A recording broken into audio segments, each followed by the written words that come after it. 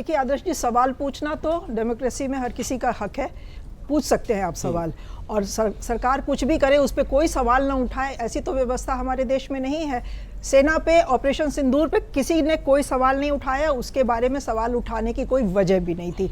इतना शानदार ऑपरेशन हुआ, पूरे विपक्ष ने, पूरे देश की जनता ने एकदम खुले दिल से साथ दिया और कहा कि इस बारे में सरकार जो भी फैसला लेगी हम उसके साथ खड़े हैं। लेकिन जिस तरह से अब्रप्टली ऑपरेशन सिंदूर को रोका गया और जिस तरह से सीज फायर सरकार कह रही है कि हमने नहीं किया है, संघर्ष विराम कह लीजिए, सेसेशन ऑफ मिलिट्री एक्टिविटी कह लीजिए, क्योंकि वो लिमिटेड पर्पस के लिए था, बट जिस तरह से अब्रप्टली उसका किया गया अनाउंसमेंट, और वो अनाउंसमेंट तब किया गया जबकि उसके पहले ट्रंप जी ट्वीट कर चुके थे कि हमने व्यापार बंद करने की धमकी दी, इसलिए इन दोनों देशों के मैच्योर और बहुत इंटेलिजेंट लीडरशिप ने हमारी बात मान ली और आपस में युद्ध विराम पे राजी हो गए। तो ये चीज़ें, जो ये सिचुएशन थी, इसी ने सवालों को जन्म दिया कि क्या इस युद्ध विराम के पीछे, क्या इस सेसेशन ऑफ मिलिट्री एक्टिविटी के पीछे किसी तीसरे का हाथ था। डीजीएमओ की बातचीत तो रही, लेकिन ट्रंप के दावे को सिरे से खारिज नहीं किया गया। डीजीएमओ ने कहा, यहाँ के डीजीएमओ से बात की और उसके बाद ये निर्णय हुआ, ये तो सबने सुना। लेकिन 4 दिन तक ट्रंप ये बयान लगातार देते रहे, एक जगह दो जगह नहीं, कई जगह कई प्लेटफॉर्म से उन्होंने कहा कि कितने मैच्योर तरीके से उन्होंने ट्रेड का इस्तेमाल करके 2 न्यूक्लियर कंट्रीज के बीच में शांति कराई, नहीं तो बहुत बड़ा अनर्थ हो जाता, वगैरह वगैरह। उस पर सरकार की तरफ से कोई बयान न आना सवालों को जन्म देता है, और उन सवालों का जवाब हमें आज भी नहीं पता है।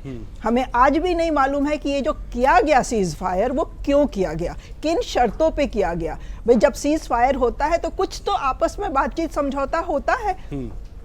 वो क्या समझौता हुआ, उसमें हमने उनकी कौन सी बात मानी, उन्होंने हमारी कौन सी बात मानी। क्या उन्होंने कमिट किया, पाकिस्तान ने कमिट किया कि ऐसी किसी भी एक्टिविटी को अब हम सपोर्ट नहीं करेंगे, ऐसी किसी भी टेररिस्ट एक्टिविटी में हमारा कहीं पे कोई हाथ नहीं होगा, या उन्होंने ये कहा कि हम आगे से ऐसा कुछ भी अपने देश से इंश्योर करेंगे कि वैसे ट्रेनिंग कैंप्स हमारे देश में ना चले। कुछ नहीं हमें पता है, तो सवाल तो वाजिब है, पूछना बनता है।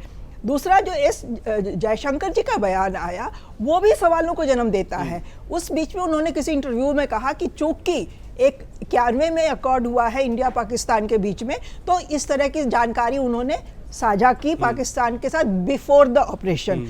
जयशंकर जी शायद ये समझना, या पता नहीं, वो बहुत काबिल फॉरेन मिनिस्टर हैं, समझ पे उनके किसी को शक नहीं है, लेकिन उनसे ये चूक कैसे हुई मुझे नहीं पता, क्योंकि हर देश के अपने पड़ोसी देशों के साथ पीस टाइम के लिए इस तरह के समझौते होते हैं, ताकि कहीं पे कोई मिलिट्री एक्टिविटी बॉर्डर एरियाज में होते देख के कहीं दूसरे देश में अलर्ट ना हो जाए, कहीं दूसरे देश में अचानक युद्ध का खतरा उनको ना लगने लगे।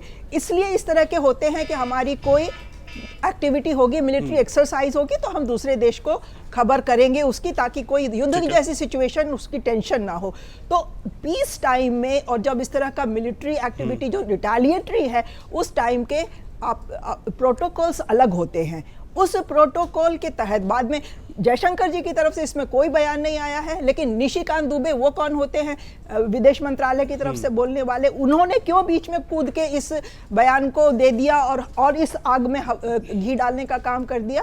तो ये सारे सिचुएशन जो डेवलप हुए हैं, वो इन सवालों को जन्म देते हैं। सवाल पूछना इस देश में हर किसी का हक है, चाहे वो विपक्षी पार्टियां हों, चाहे हम लोग हों जो कॉमन लोग हैं। हम जानना चाहते हैं कि किन सर्कमस्टांसेस के बीच में ये सारा मामला रुका, तो उसके जवाब हमें आज भी उसका इंतजार नहीं मिले हैं।